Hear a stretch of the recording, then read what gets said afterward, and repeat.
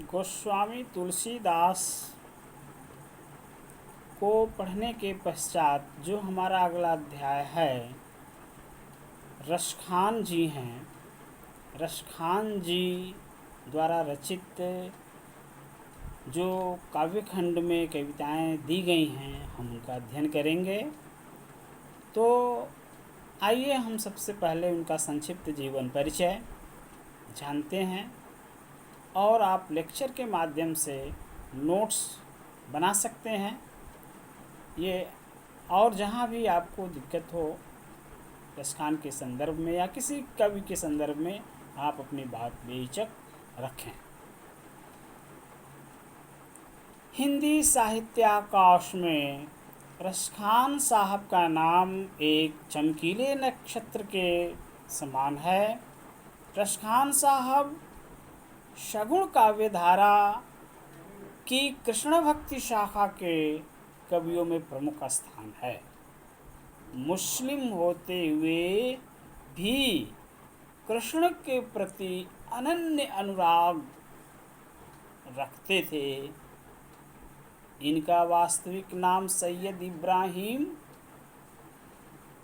था। ये दिल्ली के पठान सरदार कहे जाते हैं, जबकि इस संदर्भ में कोई प्रमाणिक उपलब्धि प्रमाण नहीं है कि ये दिल्ली के रहने वाले थे या कहाँ के रहने वाले थे।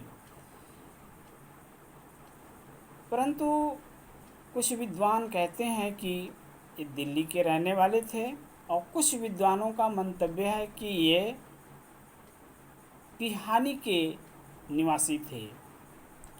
इन्होंने प्रेम वाटिका में अपने को शाही खानदान का कहा है। देख गदर हित साहिबी,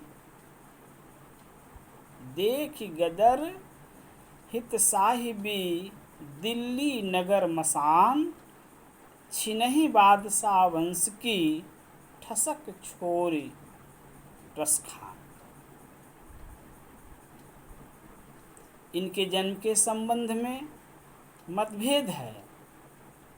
कुछ विद्वान इनका जन्म 1533 ईस्वी मानते हैं। ये गोसाई विट्ठलनाथ के शिष्य हो गए थे। इनका उपनाम रसखान यथा नाम तथा गुण पर आधारित था, क्योंकि इनके एक एक सवये में वास्तव में रस की अनुभूति होती है। इसलिए ये इनके नाम की सार्थकता रसखान सही है।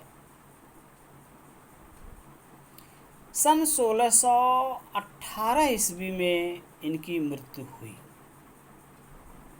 रसखान एक जागीरदार पिता के पुत्र थे, इसलिए इनका लालन पालन बड़े ही लाड़ प्यार से हुआ माना जाता है। एक संपन्न परिवार में पैदा होने के कारण इनकी शिक्षा दीक्षा बड़ी बेहतर तरीके से हुआ था। रसखान जी की दो प्रमुख कृतियाँ प्रसिद्ध हैं। उनमें से एक प्रेम वाटिका है तथा दूसरा सुजान रसखान है। सुजान रसखान की जो रचना है वह कवित्त और दोहा छंद में हुई है, जबकि प्रेम वाटिका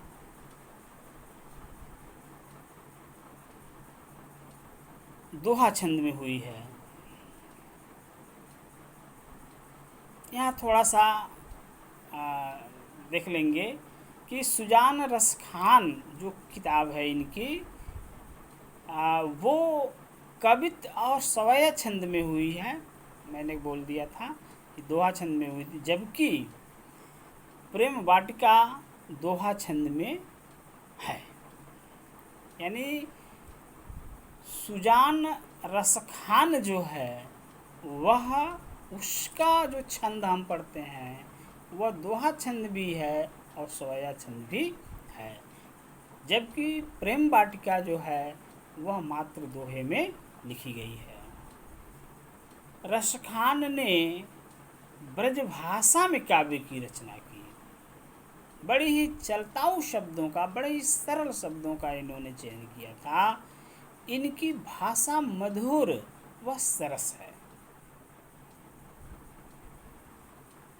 अलंकारों की बात की जाए तो इन्होंने यमक तथा अनुप्रास प्रमुख रूप से, इसके साथ साथ अन्य अलंकारों का भी खूब प्रयोग किया है। इनकी भाषा माधुर्य को देखकर यह कहा नहीं जा सकता है कि यह किसी मुसलमान कवि की रचना होगी।